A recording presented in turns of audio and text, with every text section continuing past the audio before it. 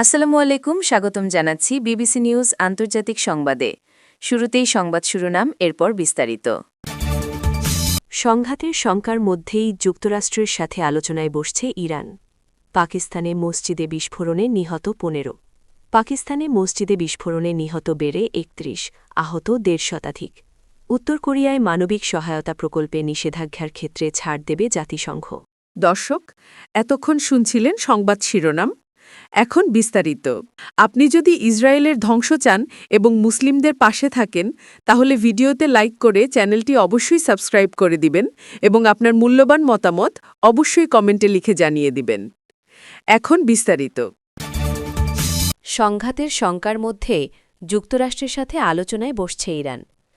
দুদেশের মধ্যে সামরিক সংঘাতের শঙ্কার মধ্যে আলোচনায় বসছে যুক্তরাষ্ট্র ও ইরান। ওমানের রাজধানী মাস্কাটে দুদেশের উচ্চ পর্যায়ের কর্মকর্তারা আলোচনায় অংশ নেবেন বলে আশা করা হচ্ছে। গত মাসে দেশব্যাপী সরকারবিরোধী বিক্ষোভ দমনে ইরান সরকারের নেয়া পদক্ষেপের ঘটনায় মার্কিন প্রতিক্রিয়ার পরই এই আলোচনা শুরু হচ্ছে।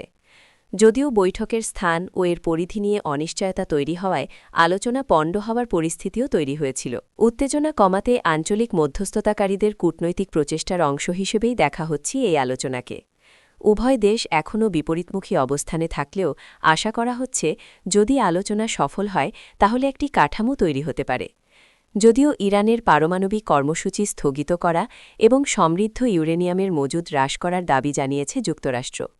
তারা বলেছে আলোচনায় ইরানের ব্যালিস্টিক ক্ষেপণাস্ত্র, আঞ্চলিক সশস্ত্র গোষ্ঠীগুলোর প্রতি দেশটির সমর্থন এবং নাগরিকদের প্রতি তাদের আচরণের বিষয়টিও অন্তর্ভুক্ত করা উচিত। তবে ইরান বলেছে আলোচনা কেবল তার পারমাণবিক কর্মসূচির মধ্যেই সীমাবদ্ধ থাকবে। এই মতপার্থক্যগুলো কতটা সমাধান হয়েছে তা স্পষ্ট নয়। সংঘাতের শঙ্কার মধ্যেই যুক্তরাষ্ট্রের সাথে আলোচনায় বসছে ইরান। দুদেশের মধ্যে সামরিক সংঘাতের শঙ্কার মধ্যেই আলোচনায় বসছে যুক্তরাষ্ট্র ও ইরান। ওমানের রাজধানী মাস্কাটে দুদেশের উচ্চ পর্যায়ের কর্মকর্তারা আলোচনায় অংশ নেবেন বলে আশা করা হচ্ছে। গত মাসে দেশব্যাপী সরকারবিরোধী বিক্ষোভ দমনে ইরান সরকারের নেয়া পদক্ষেপের ঘটনায় মার্কিন প্রতিক্রিয়ার পরই এই আলোচনা শুরু হচ্ছে। যদিও বৈঠকের স্থান ও এর পরিধি নিয়ে অনিশ্চয়তা তৈরি হওয়ায় আলোচনা পণ্ড হওয়ার পরিস্থিতিও তৈরি হয়েছিল। উত্তেজনা কমাতে আঞ্চলিক মধ্যস্থতাকারীদের কূটনৈতিক প্রচেষ্টার অংশ হিসেবেই দেখা হচ্ছে এই আলোচনাকে। উভয় দেশ এখনও বিপরীতমুখী অবস্থানে থাকলেও আশা করা হচ্ছে যদি আলোচনা সফল হয় তাহলে একটি কাঠামো তৈরি হতে পারে।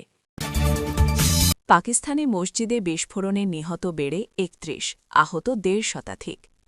পাকিস্তানের রাজধানী ইসলামাবাদের একটি শিয়া মসজিদে বিস্ফোরণে কমপক্ষে ৩১ জন মুসল্লি নিহত হয়েছেন।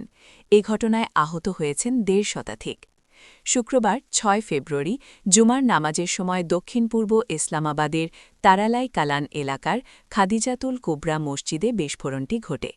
এ সময় বিস্ফোরণের বিকট শব্দে কেঁপে ওঠে আশপাশের এলাকা, সেই সাথে পার্শ্ববর্তী সব ভবনের কাঁচ ভেঙে যায়। প্রত্যক্ষদর্শী মুসল্লিরা জানান দ্বিতীয় রাকাতের সেজদায়ের সময় ওই বিস্ফোরণের ঘটনা ঘটে।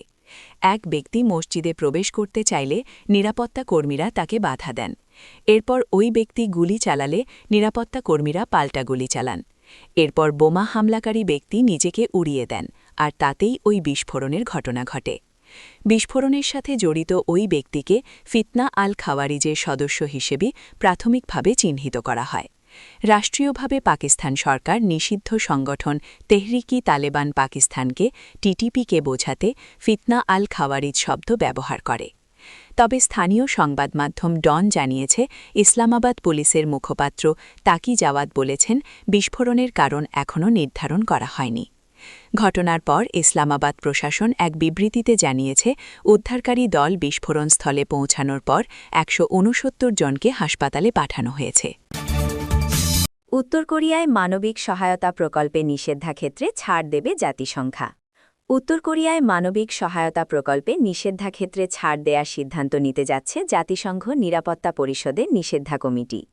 সিউলের কূটনৈতিক সূত্র শুক্রবার ৬ ফেব্রুয়ারি এএফপিকে এ তথ্য জানিয়েছে। পারমাণবিক অস্ত্রধারী দেশ উত্তর কোরিয়া তাদের অস্ত্র কর্মসূচির কারণে বর্তমানে একাধিক নিষেধাজ্ঞার আওতায় রয়েছে। দেশটি রাষ্ট্রনিয়ন্ত্রিত স্থির অর্থনীতি ও দীর্ঘদিনে খাদ্য সংকটেও ভুগছে। সূত্রগুলো জানায় উত্তর কোরিয়ায় মানবিক সহায়তার 17টি প্রকল্প বাস্তবায়ন করছে ইউনিসেফের মতো বড় আন্তর্জাতিক সংস্থা কিংবা দক্ষিণ কোরিয়া ও যুক্তরাষ্ট্র ভিত্তিক এনজিওগুলো। বিশ্লেষকদের মতে এ ছাড়ের ফলে এসব সংস্থা উত্তর কোরিয়ায় পুষ্টি সম্পূরক, চিকিৎসা সরঞ্জাম ও পানি বিশুদ্ধকরণ ব্যবস্থা সরবরাহ করতে পারবে।